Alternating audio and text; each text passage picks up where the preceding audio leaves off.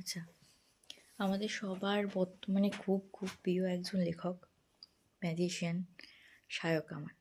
Midnight horror স্টেশনে থেকে যার সাথে সবার পরিচয়, সেই শায়ক আমানের একটা বই গল্প তো আমি প্রচুর শুনেছি মিডনাইট হরর স্টেশনে এবং সানডে সাসপেন্সে, আরও অন্যান্য জায়গায়, এবং ওনার ফেসবুক পেজ থেকেও পড়েছি কিছু ওনার লেখা।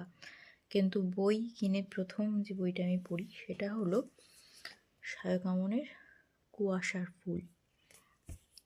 এই বইয়ের সবচেয়ে ভালো যেটা আমার লেগেছে প্রথমেই বইয়ের নামটা আমার খুব ভালো লেগেছে। আমি শুধুমাত্র বইয়ের নামটার জন্য বইটা কিনেছিলাম। তো এটা গত বছর, তার আগের বছর বইমেলা থেকে কেনা। তো এই কুয়াশার ফুল নামটা আমার এত ইন্টারেস্টিং লেগেছিলো, আমি কোনোদিন শুনিনি। যদিও শায়ক আমানের গল্পগুলোই এমন হয় যে কোনোদিনই এরকম ভাবিনি, হঠাৎ করে অন্য কী একটা আকাশ থেকে কোথার দিয়ে কী একটা হয়ে গেল, ভাবনার বাইরে এরকম কিছু একটা উনি ভাবেন, সেই জন্যই ওনাকে আমরা ম্যাজিশিয়ান বলি। তো এই বইটা প্রথম আমি পড়ি। বইটা প্রত্যেকটা অধ্যায় এই ক্রাইম থ্রিলারের মতো, যে এইটা দেখে পরেরটা আমাকে দেখতেই হবে, এরকম একটা ব্যাপার।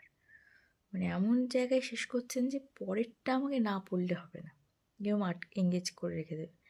এবং যেখানে শেষ হলো পরের অধ্যায়ে কিন্তু সেখানে আবার এই গল্পটা বলছে না, যে কাহিনীর সাথে যে উপকাহিনীগুলো আছে সেই উপকাহিনী একটা সেখানে হচ্ছে। এখানে যে প্রবলেমটা আমি যার জন্য যেই কিউরিয়াসিটির জন্য আমি পরের অধ্যায়টা পড়ছি, সেটা কিন্তু সে পরের অধ্যায় নেই। পরের অধ্যায়ে অন্য একটা জিনিস এমনভাবে করলেন যে এবার সেটা বেশি ইন্টারেস্টিং লাগছে। এই করতে করতে করতে করতে বইটা কখন শেষ হয়ে যাবে আপনি বুঝতে পারবেন না। তো এই বইটা সেই আর কি, এরপরে কী হলো কী হলো কী হলো এরকম একটা ব্যাপার।